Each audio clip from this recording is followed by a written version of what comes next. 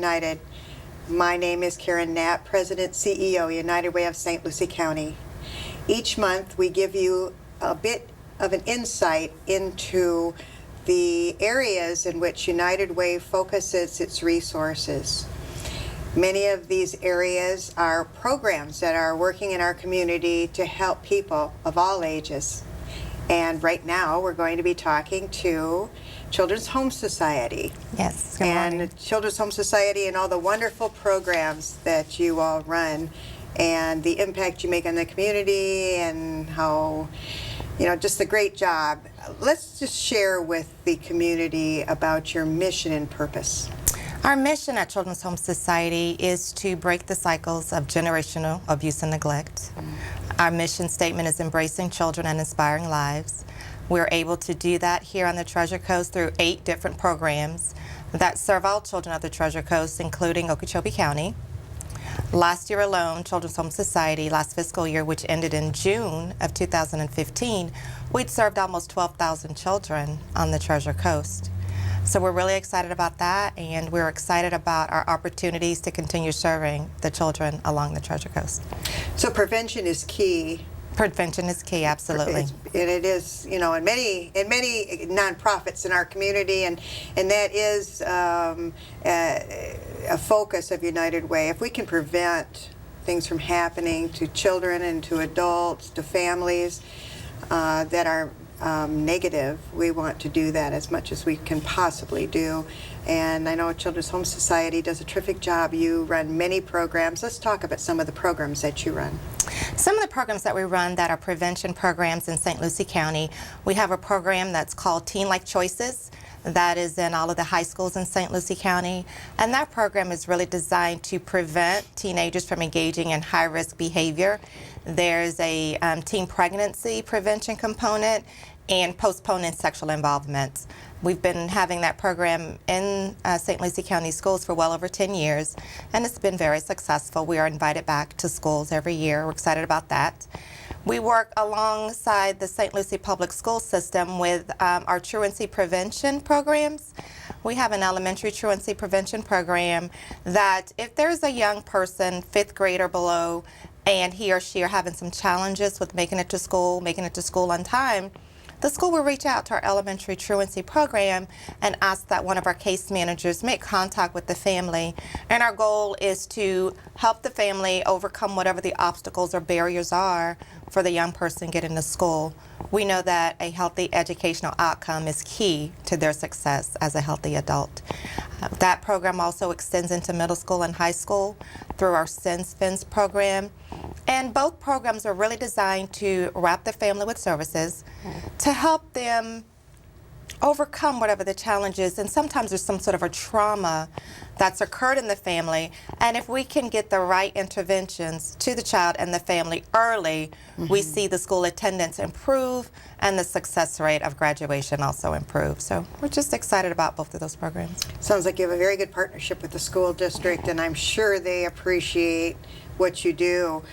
You also have a street outreach program and a safe place. We do. Our street outreach and safe place. What I tell people is that if you've ever gone to Wendy's or the fire department and you see that yellow sign that's shaped like a diamond and it's called Safe Place, that's an opportunity for any young person that finds themselves in crisis or experiencing some sort of a trauma. If you go to that location and say that you need help, they will call our Wave Crest Shelter, and one of our staff with our vans will come and pick that young person up, and they can come to the shelter while we help assess what the situation is until that young person can return home safely. It is the only teen runaway shelter on the Treasure Coast, and we serve all 4 counties of the Treasure Coast. And we've also had young people that have left home in other states for just a number of reasons that find themselves in trouble here. We will bring that person into the shelter as well and get in contact with the family wherever they may be and help that child transition back home safely. Back to the safe place, I can see where that would be, as far as community safety goes. Yes. It'd be very advantageous to so many kids in need. How does a business become a safe place? I mean, how could we create more of those safe places for children? Absolutely. An organization who would like to become a safe place location could contact our office, and I would put them in contact with our program manager, Christy Walsh. And there's a little bit of training that goes with that. The staff at that location would need to know how to contact our office, what the proper protocol was for making sure that that young person received the help that he or she needs. Oftentimes we partner with fire departments and Walgreens because they're 24 hours. So at any time, day or night, if that young person was in crisis, they could go to one of those locations and receive help. All these programs are wonderful, but it takes resources. So how is Children's Home Society funded? You know, funding for us... Besides United Way. Besides United Way. Fundraising for us, funding in general, I consider it a mixed bag of tricks every year.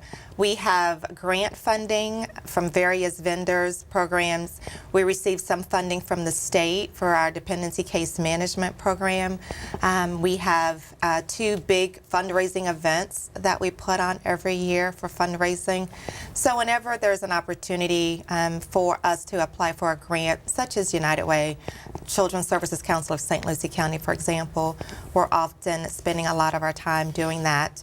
We just had our final event for the season. We had our inaugural 5K event this past Saturday, and it was a great success. We had about 240 participants. So for our first 5K, we had a really great time, had a really good turnout, and we are looking at building on that event in years to come. Oh, great. Very exciting. How does someone find out about your program or if they're eligible for your program? I would start with our website, which would be www.chsfl.org. It will bring up the statewide map for Florida. They would just click on the Treasure Coast Division, and it'll give a brief synopsis of all of the programs that we run and that we manage, and a little bit of information on what the referral process is. They could also just call our administrative office and discuss what their needs are, what the family's current situation or crisis is, and we could also direct them to the most appropriate program to meet their need. Is there a cost to your program? There are no costs to any of our programs. So being that all of our programs are funded through one funding stream or another, it allows us to serve our community without asking for any type of payment from our clients. Let's talk about the Wave Crest Shelter. Yes. Wave Crest is a 12-bed facility, and we can house up to 12 young males or females at any given time. It provides safe housing, and we provide for the young adults immediate needs while they're there: food, clothing. We partner with the schools to make sure that they can continue attending school at their home school. While they're at the shelter, we do reach out to the families and get an assessment of what is the need, what is the crisis, what has led to this young person feeling like he or she can't be at home. And sometimes it's the parent that will reach out to us and say, you know what, I'm really in crisis, really at our roots end, I need a respite, a parent timeout. And the parent can refer their young person to our shelter for up to 10 days. The requirement for that is that the parent would also need to engage in services and counseling. It's a short-term intervention that's designed to mediate the immediate need or crisis, with the understanding that once the young person was able to return home, that the family as a family unit would continue to participate in counseling and whatever additional recommended services that the therapist thought they could benefit from. Give us some examples on the types of situations the teens and families are in when they do seek services at Wave Crest. A lot of times it is that maybe this young person, this teenager, is engaged in high-risk behavior, staying out late, maybe smoking, drinking, experimenting with drugs. Parents are concerned that they're running with the wrong crowd, and parents feel as though nothing they've tried at home has been successful. Consequences, punishments, and other interventions. It gives a parent an opportunity to get a timeout, to give the young person a few days out of the home, give mom and dad a few days away from the teenager to really regroup. It's intended to be a prevention service so that the family doesn't go into the Department of Children and Families where they would have an abuse or neglect charge that then would go a different route. So really the goal is to prevent any further involvement with either the Department of Children and Families or Department of Juvenile Justice if the child is engaging in some activities that could be illegal. So basically you work with teens when it comes to Wave Crest? Wave Crest is teens 12 to 17. We can bring them into the shelter and work with them with our crisis prevention programs. And is there a cost? There's no cost for Wave Crest. So parents would, if they are interested, they would just contact you to find out a little bit more about it, to see if it's the right fit for them. Absolutely. Do you have a waiting list? We don't have a waiting list at Wave Crest because it's short term. We typically can get the kids in. Not every family requires the full 10 days. There are some times where it's just maybe 24, 48, 72 hours, or, it's a cooling off period. We also work with the State's Attorney's Office of St. Lucie County for a DV respite. Unfortunately, there are times where the teenager has assaulted the parent and he or she can't go home. And so they can come to the shelter under what we consider a domestic violence respite until the interventions can be taking place. Sometimes that's through court, sometimes it doesn't require court. Oftentimes the state attorneys will call our shelter from court and saying, hey, I don't want to put this child in lockup in detention. Do you have a bed? And we really try to work and accommodate those requests. And do you have any events coming up? We don't have any events coming up. This month is National Child Abuse Prevention Month, and it's our 25th anniversary as a standalone division. Children's Home Society started in 1902 in Jacksonville, but when they first started serving Treasure Coast children and families, we were merged with Palm Beach. So 25 years ago this month, we broke off and became our own division, so we're excited about that.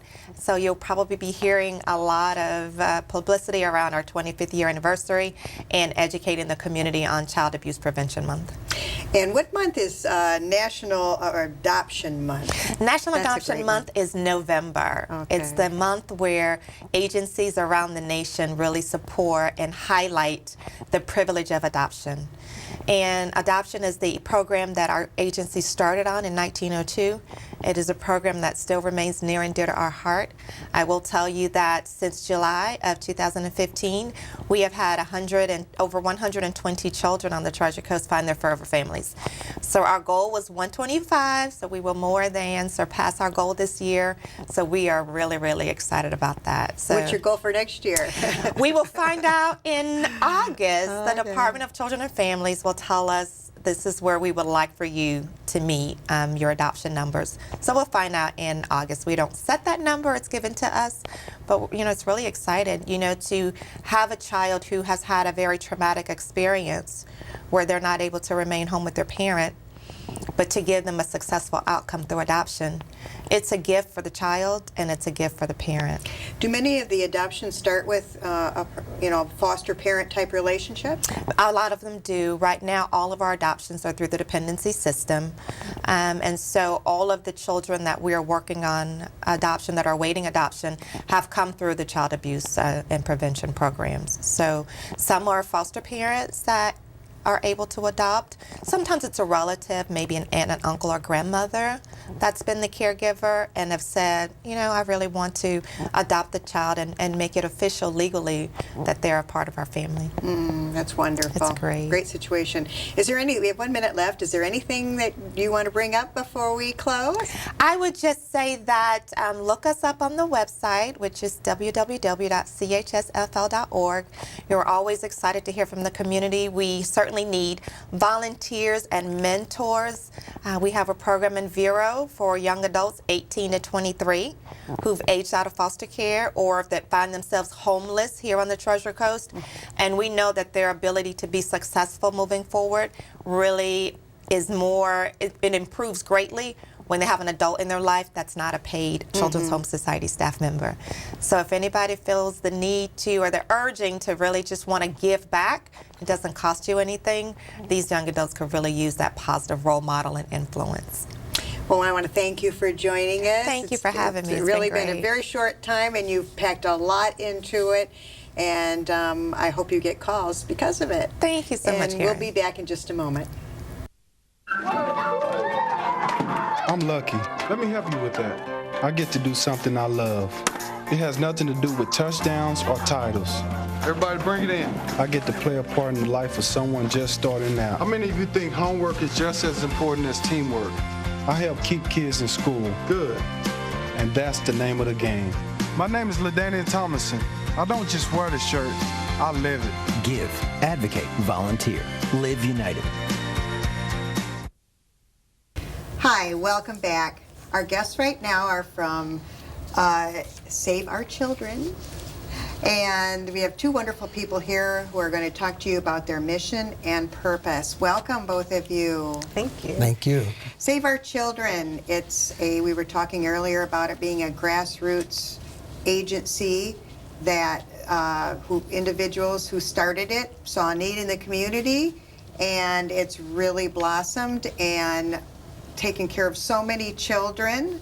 Let's talk a little bit about your mission and your vision for the future. Yes, thank you, Karen, so much for having us on today. In 1989, Donna and we saw a tremendous need in what's designated as North Fort Pierce or the Lincoln Park community for children spiritually. And we started out trying to meet that need, but we saw even a greater need for nutrition and education and clothing. And out of that vision, we came up with Save Our Children. Let's do something in this community to make sure we are meeting not only the spiritual need, but the need for nutrition, and to help assist the school system with education during after school. And Save Our Children blossomed from that, from not just nutrition and clothing. We were providing all of that for the children and their families, but to now, like as you said, a program where we're meeting the needs of thousands, or have met the needs of thousands of kids in our community. Save Our Children in January 2016 is 29 years old, where we've been making an impact and making a difference. Many families need support, and after school, if the parent is working or the guardian is working, that child needs some type of guidance, help with homework, and that's where one of the areas in which Save Our Children comes into play. You're there for the children, and you are there not only after school, but in the summer times as well. Let's talk about your program and how it deals with education and enhancing a child's, enhancing their grades in school. Right. Go ahead, Ms. Johnson. Basically, the after-school program, one of the greatest parts about it is that Ms. Carol, who runs the program, has a relationship with the schools, with the teachers, and with the parents. So having that support system is so important. When the teachers can't reach the parents, they can pick up the phone and call Ms. Carol to help deal with academic issues that the kids are struggling with. That helps us to deal with things before it gets to the report card or progress reports. They know they can email, they can literally text program staff, and we're able to help deal with things right away. It gives those kids that security of knowing that everyone in my network is working together and they're helping me. It also helps us to catch things when kids try to get by this adult and think they can get away with this, that, or the other, and they realize that, okay, no, everybody is working together. I might as well buckle down and do what I need to do. So it's a pretty good network. We have the basketball programs. We now have new playground equipment for the kids that we need to get installed. So right now we have the dance program we do occasionally, and other things like that. The reading program that is mandatory for all kids. Once they're done with their homework, there is a mandatory reading program for all kids to participate in. So, and along with what Ms. Johnson has said, it's really a part of the foundation of what we do at Save Our Children, the educational component, because we know that education in America is so important. If these kids can't understand what they read and don't know how to do the basic mathematics, they're not going to be able to be as successful as they desire in our society. So we really highlight, and as Ms. Johnson said, the kids that come to our organization know that my network of adults are connected. My mom, Pastor Kenny, Miss Carol at Save Our Children, and my teacher. I have a couple of teachers that are texting me daily to say, Snyder had a great day today, or, you know, please talk to Snyder about making sure he turns his homework in. That's one of our pet peeves at Save Our Children. Not only do we help the kids with their homework, but we make sure they understand. So when they go back into the classroom the next day, not only is the homework completed, but they know the dynamics of it. So our educational component is a part of the foundation of what we do with helping make these kids successful. You provide ACEs, Kids at Hope, right? Yes. And you've been doing that. You're a perfect That's right. example of what a child needs. They need their so many ACEs, which are adults in the community that really care about them and are willing, not just care, but are willing to do something about it. How many children do you have in your program? Right, I really appreciate that you acknowledging that, Ms. Now, because we've been doing that for a long time. Even with our partnership with United Way, we bring in volunteers, and we've had kids, volunteers from United Way, where they've watched the kids grow up in our program. At this time, we work with about 65 kids through the fall, through the school term. It can range from 45 to 65 on any given day. And then during the summer, we work with a couple of hundred kids. And another real big asset of our program, we work collaboratively with other organizations, where Ms. Johnson mentioned the basketball program or the flag football program that we did last summer, where we have kids from other organizations that work, that they're not members of Save Our Children, but we work together. And vice versa, we have kids from our program, if they might need some expertise from another organization or another program, we work together with other organizations in the community. So over the years, we're right now working with a couple of hundred kids, 200, 250 kids each year. That's with the fall and the summer. We have more kids over the summer because the kids are out of school.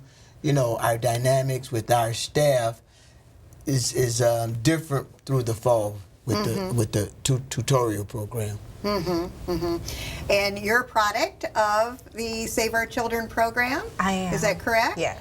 And now you're a board member. Yes. So let's talk about that transition. Okay, well, I was involved in Save Our Children when I was a youth, and it actually inspired me to go into the nonprofit sector because I wanted to come back home and do something in my own community. So I went off to University of Central Florida and went through the nonprofit management program and got a lot of experience in Orlando and was there for a minute, and then I was thinking, you know what, there's a need back home. So I moved back home, got involved with Save Our Children, helping them with the grant research and different things like that. So it's been going good and trying to recruit more people that were kids in the program back then, and so far so good. It's very meaningful for us because it's not just something that we're doing. It means a lot because we know what this program did, for us. So yeah, I'm enjoying it.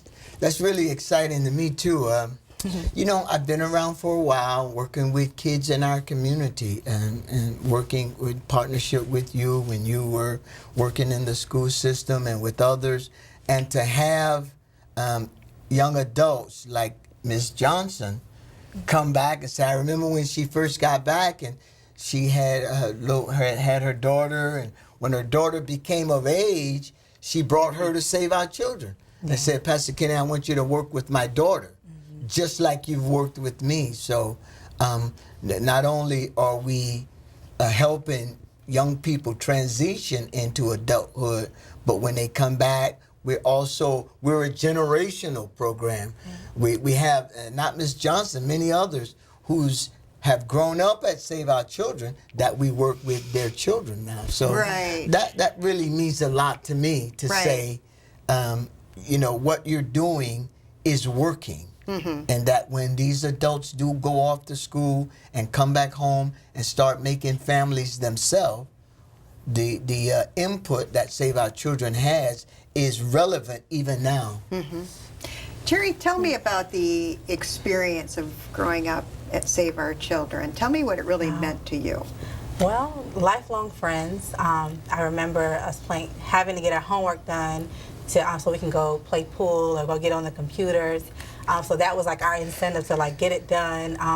I remember Miss Pinky, she remembered everybody's birthdays, and that was the weirdest thing. With so many kids, she remembered our birthdays, but that was special to us.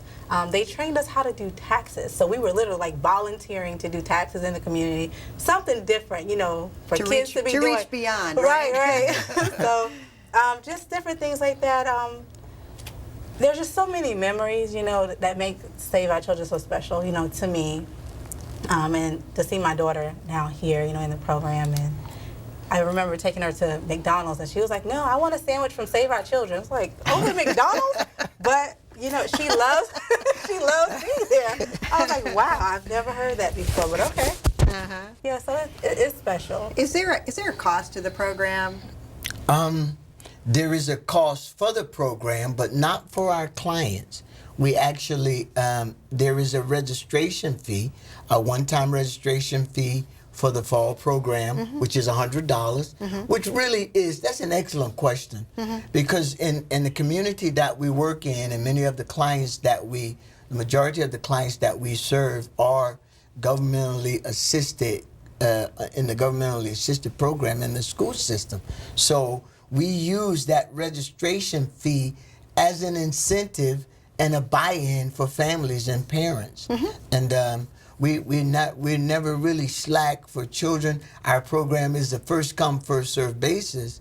And so during the summer now, during our field trips, and we're taking the kids around and operating up under what they call the STEAM program now, the science and the technology, engineering, arts and math, when we're taking them to the Sunrise Theater or to the bowling alleys in Port St. Lucie, or to the pool here in Fort Pierce, there's a fee for field trips, but it's very minor, just to help provide There's gas. always a cost. Yes, yeah. And it's important in a community like Lincoln Park, because a lot of times when there's no cost, the value is lost to the recipients. Yeah, no, I totally agree. I think you're doing a wonderful job. We've got a few minutes left. Let's talk about the need of your organization, volunteers, resources. Yes. What is it that you could share with the community as far as the need of your agencies? Are you looking for people to get more involved? What is it? Yeah, I would say some of our major needs are we need a van right now to help transport kids, possibly a bus. We do need help with registration for the bus program. There's a new program that allows children to be taken from their school straight to the center, so that parents don't have to jump, go from work, grab them, go back, that type of thing. It's like $200 a year. A couple of our kids are signed up on it. More kids need the program, but $200 covers that child from August all the way through May for the bus to drop them off right on site. And then we do need volunteers as far as tutors and things like that. We're definitely opening the door for that. I don't know if this as Ms. Johnson said, there's always a need for volunteers to come. We have speakers come and talk with the kids. But even now, as she mentioned, we were able to get a grant where we were able to get some new playground equipment. Yeah. And we're looking for a volunteer team of, I want to say men, but it don't have to be men. It can be anybody that can use a shovel and a post hole digger. All right, well, we covered that. But we were running out of time, so you've given me so much information, so I'm hoping that the community sees that as well. And if you can do anything to help, or if you need to know more information about any of the agencies that we speak to here on the show, please call us at United Way. Thank you for joining us.